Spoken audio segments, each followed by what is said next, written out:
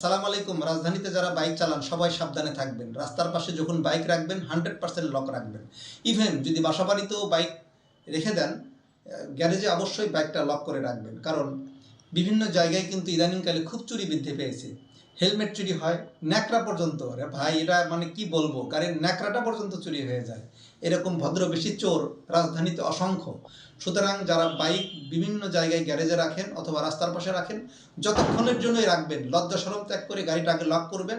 আর helmet locker কিনতে পাওয়া যায়, হেলমেটটাও লক করে রাখবেন।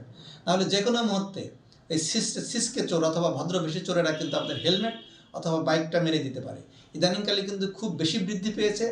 সকলের সতর্কতার জন্য বাইকার ভাইদের উদ্দেশ্যে বলছি, সবাই বাইক লক রাখবেন, হেলমেটও লক রাখবেন। না হলে যে কোনো মুহূর্তে কিন্তু উধাও হতে পারে আপনার হেলমেট অথবা বাইক।